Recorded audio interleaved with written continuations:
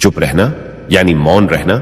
जो लोग ज्यादा चुप रहते हैं वह लोग अपने भीतर के असीम शक्तियों को समझ पाते हैं। गौतम बुद्ध के अनुसार मौन की शक्ति इतनी ज्यादा है कि वह हमारे अंदर के सारे तनाव, सारी की सारी चिंता और भय को खत्म कर देता है और लोगों के बीच हमें एक होशियार और आकर्षित मनुष्य बना देता है। एक बार गौतम बुद्ध अपने आश्रम में अपने सभी शिष्यों को शिक्षा दे रहे थे कि दुनिया की सबसे तेज छुरी हमारी जबान है और दुनिया के सबसे खतरनाक हथियार हमारे शब्द है, जो बिना किसी का खून बहाए लोगों को अंदर ही अंदर मार सकते हैं। हमारे शब्द हमारी ताकत हो सकते हैं उसी के साथ, लेकिन यह हमारी सबसे बड़ी कमजोरी भी हो सकते हैं अगर हमें नहीं पता कि कब, कहां और क्या और कितना बोलना है। यदि हम सही समय पर सही इरादे के साथ सही शब्दों का प्रयोग करते हैं तो यह हमें एक सफल व्यक्ति बनाता है। लेकिन अगर हम सही समय पर सही इरादे से सही शब्दों का इस्तेमाल नहीं करते तो यह हमारे जीवन को नर्क से बदतर बना सकता है। तो दोस्तों, आज की स्टोरी के माध्यम से मैं आपको बताने वाला हूं कि चुप रहकर कैसे हम अपने जीवन को बदल सकते हैं। आपको चुप रहने की शक्ति का एहसास इस वीडियो में होने वाला है। वीडियो शुरू करने से पहले कमेंट बॉक्स में नमो बुद्धाय लिखकर वीडियो को लाइक जरूर करें। तो चलिए शुरू करते हैं। इस कहानी को जापान में एक बहुत ही प्रसिद्ध बौद्ध भिक्षु रहा करते थे। उनका नाम रिसाई था। रिसाई अकेले रहते थे। दुनिया के शोर शराबे से दूर जंगल में वो रहते थे और वह बड़े ही ध्यानी और प्रभु भक्त व्यक्ति थे, इसलिए वह पूरे जापान में बहुत अधिक प्रसिद्ध थे। एक दिन एक राजकुमार रिसाई के पास आया और बोला, हे प्रिय भिक्षु, मैं हमेशा थका हुआ, निराश और परेशान महसूस करता हूँ। मेरा मन बहुत अशांत रहता है। हालांकि मेरे पास सब कुछ है, दौलत, शोहरत, सुख सुविधाएं जो हर व्यक्ति चाहता है या पाने की इच्छा करता है, लेकिन फिर भी मेरे अंदर इतनी अशांति और चिंता क्यों है? रिसाई ने उसकी बात बहुत ही ध्यानपूर्वक सुनी और कुछ सोचने के बाद कहा, तुम इस प्रश्न का उत्तर जानते हो, बस तुमने कभी इस प्रश्न को हल करने की कोशिश नहीं की है। रिसाई ने आगे कहा, मैं एक रिसर्च करना चाहता हूं, क्या तुम मेरा साथ उसमें दोगे? इस रिसर्च के बाद तुम्हारे जीवन में किसी भी तरह की अशांति और चिंता नहीं रहेगी। ये बातें सुनकर राजकुमार बहुत हैरान था। उसने रिसाई से कहा, बताइए मुझे क्या करना होगा? अपने मन की शांति के लिए मैं कुछ भी करने को तैयार हूं। राजकुमार की इन्हीं बातों को सुनकर भिक्षु ने कहा, तो फिर आप अगले 15 दिन के लिए मेरे आश्रम में रहोगे और एक सामान्य व्यक्ति की तरह अपना जीवन व्यतीत करोगे और इन 15 दिनों में तुम अकेले और चुपचाप रहोगे, जितना हो सके कम बोलोगे। राजकुमार उस भिक्षु की बातें सुनकर सहमत हो गया। पहले दिन राजकुमार को लगा कि उसका मन सामान्य से अधिक अशांत और विचलित है। उसके मन में तरह तरह के विचार आ रहे हैं थे और वह आम लोगों की तरह जीवन जीने में असहज महसूस कर रहा है। उसे अंदर से बोलने की इच्छा हो रही थी, लेकिन वह चुपचाप रहा। उसके मुंह से एक भी शब्द नहीं निकला, बस वह चुपचाप बैठा रहता। लेकिन रात होते होते उसे अंदर ही अंदर शांति का अनुभव होने लगा। उसके लिए यह अनुभव अजीब था। वह खुद से पूछ रहा था कि वह अंदर ही अंदर इतना खुश क्यों है और उसकी आंतरिक बेचैनी और चिंता कम क्यों होने लगी है। अगले दिन राजकुमार अकेला चुपचाप बैठा रहा और वह प्रकृति को निहार रहा। वह पौधों को, फूलों को, आकाश में उड़ रहे पक्षियों को, वह अपने जीवन में पहली बार यह अद्भुत दृश्य महसूस कर रहा था कि उसके पास कितनी सुंदरता है। वह दिन भर प्रकृति की सुंदरता को निहारता रहता और उसकी ताजगी को महसूस करता रहता। इसी तरह से 10 दिन बीत गए और उसके मन की सारी बेचैनी, सारी हलचल, सारी उथल पुथल और सारा तनाव गायब हो गया। 11वें दिन की सुबह राजकुमार फिर से एकांत में बैठ गया और कुछ ही मिनटों में उसकी आंखें अपने आप बंद हो गईं और वह गहरे ध्यान में चला गया। वह पूरे दिन वहीं पर आंखें बंद करके बैठा रहा और गहरे ध्यान में डूबा रहा। ना कोई शब्द, ना कोई चिंता। राजकुमार भीतर से असीम शांति और आनंद से भर गया। राजकुमार अपने बाकी के 4 दिन इसी तरह गहरे ध्यान में व्यतीत करने के बाद 15 दिन बाद रिसाई के सामने प्रस्तुत हुआ और रिसाई को प्रणाम करके बोला, प्रिय भिक्षु, मुझे उत्तर मिल गया कि मेरे मन में इतनी उथल पुथल और चिंता क्यों थी। मैं जान गया कि मेरा मन इतना अशांत और विचलित क्यों था। रिसाई मुस्कुराते हुए पूछा, बताओ क्या उत्तर मिला तुम्हें? राजकुमार ने कहा, मैं आवश्यकता से अधिक बातें करता था। मैं किसी पर भी अपने शब्द और ऊर्जा व्यर्थ करता था। मैं दिन भर अपने लोगों से फालतू की बातें करता रहता और फिर उन्हीं के बारे में अकेले में सोचता रहता और ज्यादातर समय नकारात्मक ही सोचता रहता। इस तरह मैं बस अपना समय बर्बाद कर रहा था। ज्यादा बोलने और नकारात्मक सोचने की वजह से मेरा मन अशांत और बेचैन हो गया था और इसी वजह से मैं किसी भी काम को ठीक से नहीं कर पा रहा था, जिसकी वजह से मैं हर काम में असफल होने लगा।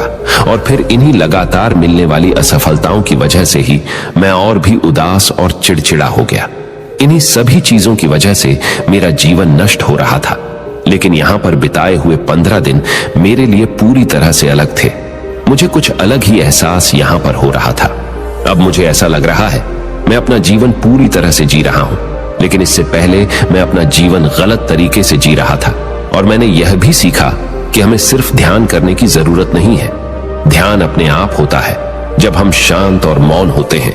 ध्यान के पिछले कुछ दिनों के दौरान मैंने जो पहली चीज सीखी वह यह है कि मनुष्य के जीवन की सबसे महत्वपूर्ण चीज स्वयं को जानना ही है। यह सुनकर रिसाई ने कहा, सिर्फ तुम ही नहीं, दुनिया में ज्यादातर लोग जरूरत से ज्यादा बोलते हैं। आज भी लोग ज्यादातर समय केवल एक दूसरे को नीचा दिखाने के लिए ही बोलते हैं। कुछ लोग ना चाहते हुए भी बातें करते हैं और अपना जीवन बर्बाद कर लेते हैं। रिसाई ने राजकुमार को चुप रहने का महत्व समझाते हुए कहा। एक बार गौतम बुद्ध से उनके शिष्यों ने पूछा, प्रिय बुद्ध, आप ज्यादातर समय चुप क्यों रहते हैं? बुद्ध ने कहा, क्योंकि चुप रहने से व्यक्ति अंदर से अनंत शांति की गहराइयों में होता है।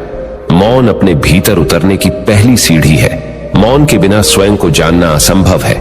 स्वयं को जानने और समझने का पहला नियम है कि मौन हो जाओ। उतना ही बोलो जितना अत्यंत आवश्यक हो। बेफिजूल की बातें करना छोड़ दो। तुम अचानक पाओगे कि 90% से भी ज्यादातर लोग व्यर्थ ही ज्यादा बोलकर अपना समय बर्बाद कर रहे हैं। ना बोलने का कोई भी नुकसान नहीं है, लेकिन यदि आप ज्यादा बोलते हैं तो आप अत्यधिक गलती कर देते हैं। अगर व्यक्ति कम बोलना शुरू कर दे तो दुनिया की 90% मुसीबतें कम हो जाएगी। झगड़े फसाद कम हो जाएंगे, उपद्रव कम हो जाएंगे। अगर लोग थोड़ा चुप रहना सीख लिए, संसार की बहुत सारी समस्याएं हैं, बहुत सारा उपद्रव सिर्फ बोलने से पैदा होते हैं। सारी बात मौन सीखने की है। जब तुम नहीं बोलते तब तुम एकांत में अकेले हो गए। भरे बाजार में भीड़ में खड़े हो नहीं बोलते। हिमालय के शिखर में पहुंच गए। जिसने मौन की कला जान ली वो भीड़ में भी अकेले होने की कला जान लेता है। एकांत में तो आदमी स्वर्ग में है। दूसरे की उपस्थिति ही बेचैनी पैदा करती है। पहले तुम्हें चुप रहने की शक्ति को धारण करना होगा। इससे तुम अधिकतर ऊर्जा को बचा लोगे और फिर इस स्थिति में पहुंच जाओगे कि तुम कम बोलने लगोगे। अगर तुम किसी के यहां पर जा रहे हो और परेशान हो जाओ तो ऐसे में उचित है कि आंखें बंद कर लो और अपने में खो जाओ। वहां से आपको ताजगी महसूस होगी, क्योंकि तुम्हारे अंदर ही जीवन का वो स्रोत छिपा हुआ है। वह किसी दूसरे में नहीं है। इसके बाद राजकुमार उस रिसाई से पूछते हैं, आखिर कौन हमें अपने अंदर तक लेकर जाएगा? ये बातें सुनकर रिसाई बुद्ध कहते हैं, तुम्हें स्वयं ही अपने अंदर उतरना होगा और वहीं से परम राज्य जीवन का आनंद ले पाओगे। आनंद का यहीं से जन्म हुआ है। यहीं से तुम मौत में डूब जाओगे। यही तुम्हारा सूरज उदय होगा और यहीं से अस्त होगा। इसी प्रकार तुम बार बार इबकी लगाओ। जब भी तुम इबकी लगाकर लौटोगे वहां से तुम पाओगे फिर ताजगी भरी जीवन की नई संपदा मिलेगी। इस नई शक्ति के जन्म होने से तुम्हारी थकान गई, उदासी गई, चिंता गई। जैसे कोई स्नान करके लौटता है तो शरीर शीतल हो जाता है, शांत हो जाता है।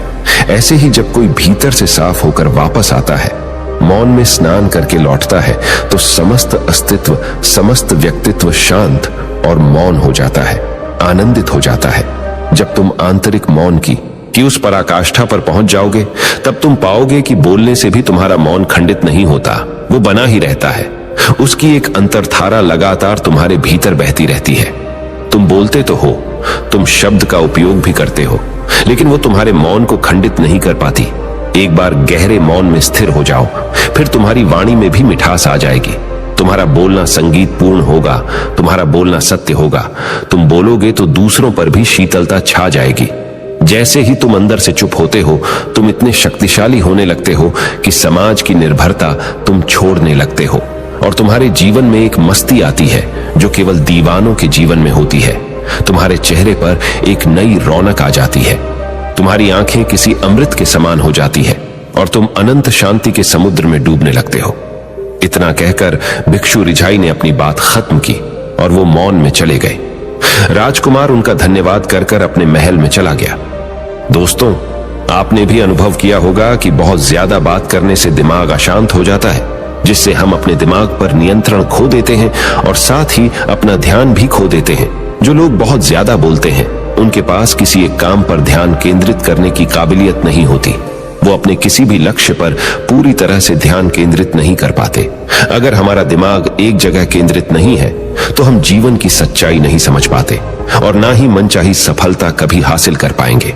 इसके अलावा भी आपने देखा होगा कि जो लोग अधिक बोलते हैं, वो अक्सर लोगों के बीच हंसी का पात्र बन जाते हैं, और जो लोग कम बोलते हैं और अपनी बात पर कायम रहते हैं, उन्हें लोगों से सम्मान मिलता है। लोग उनकी बातों को सुनते हैं और उन पर भरोसा भी करते हैं। जो लोग जरूरत से अधिक बोलते हैं और अपने विचारों के बारे में पक्के नहीं होते, उनका दिमाग स्थिर और विचलित रहता है, शोर से भरा रहता है, और एक अशांत दिमाग वाला व्यक्ति जीवन में किसी भी चीज में सफल नहीं हो पाता, क्योंकि वह किसी भी काम में फोकस नहीं कर पाता।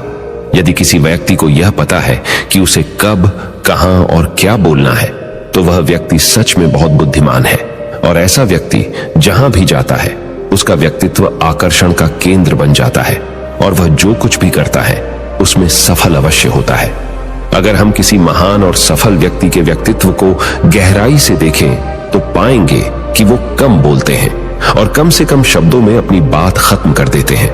वो बोलने से पहले वो चीजों और जिसके बारे में उसे बोलना है, उनके बारे में गहराई से सोचते हैं। लेकिन जो लोग बहुत ज्यादा बोलते हैं, बहुत बार वो झूठ भी बोलते हैं और अपनी बातों से दूसरों के मन और विचारों पर कचरा डालते रहते हैं। वह ज्यादातर समय दूसरों की बुराई करते रहते हैं, इसलिए उनके अपने भी उनसे नफरत करने लगते हैं और उनसे बचने की। सभी शिष्यों ने अपनी शक्ति के अनुसार छोटे बड़े भी संकल्प लिए और गुरु को अपने अपने संकल्प के बारे में बताकर वहां से चले गए।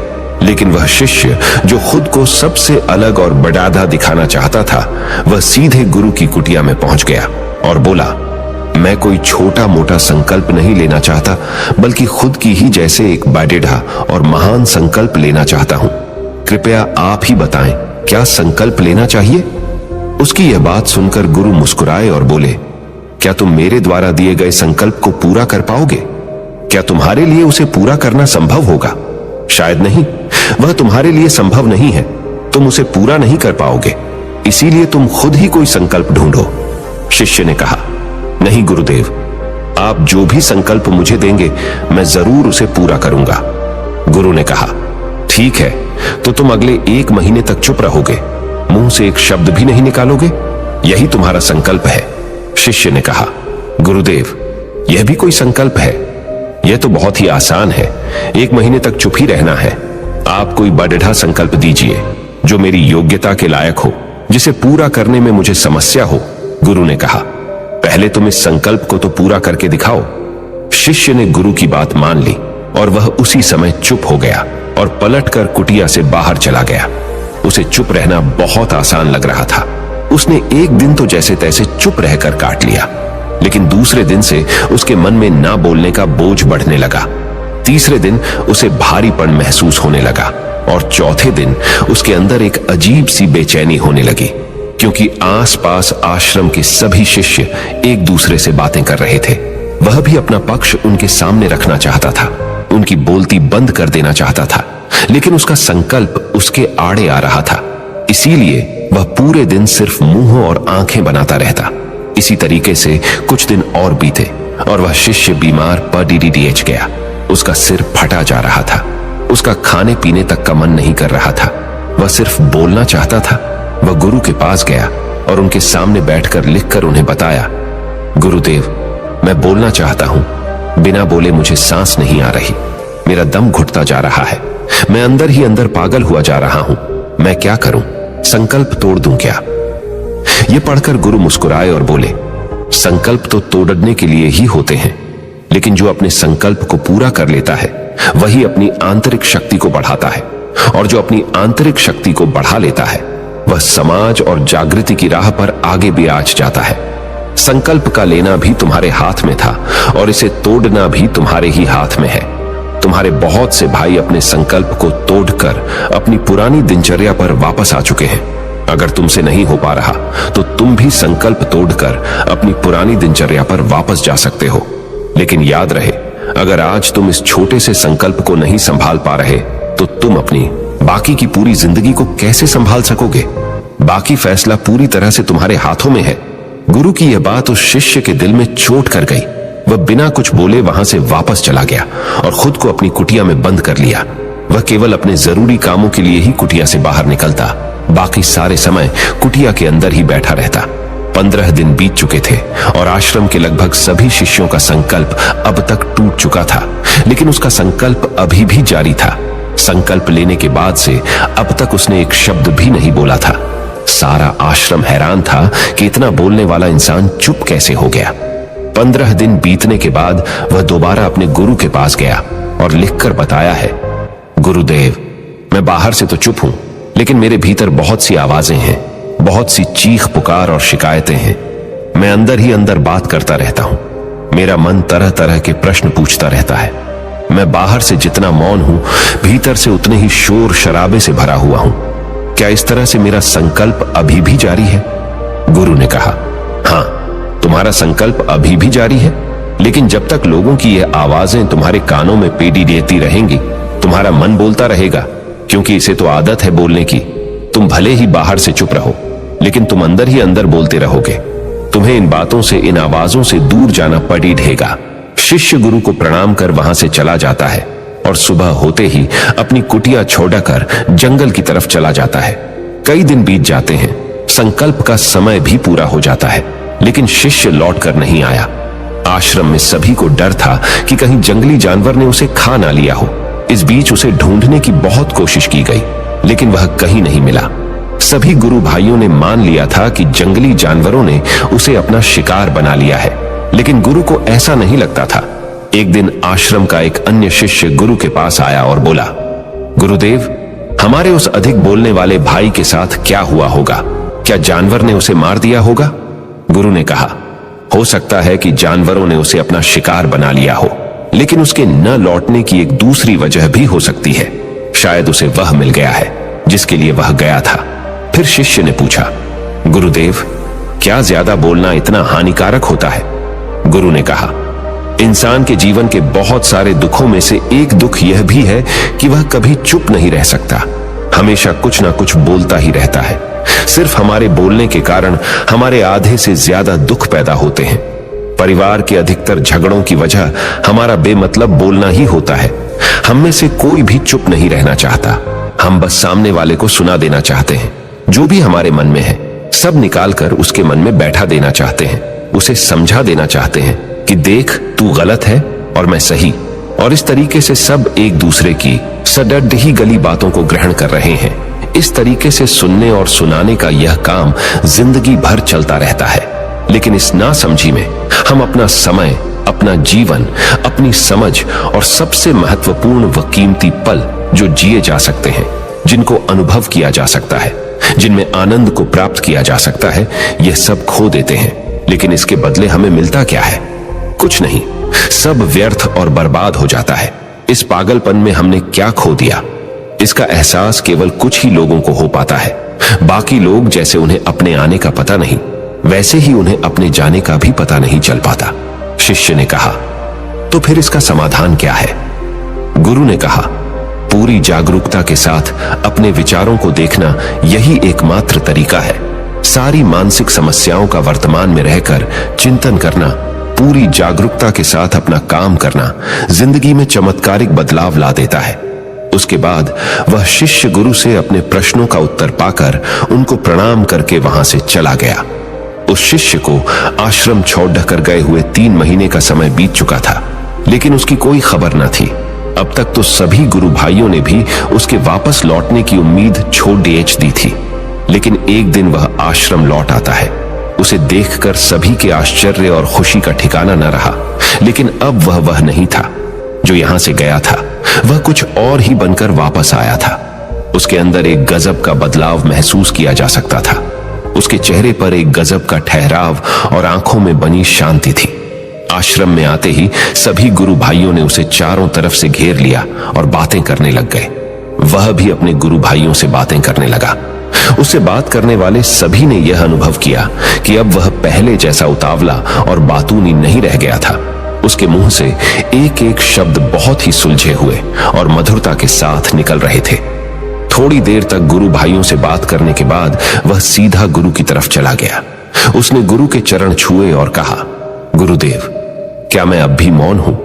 क्या अब भी मेरा संकल्प जारी है?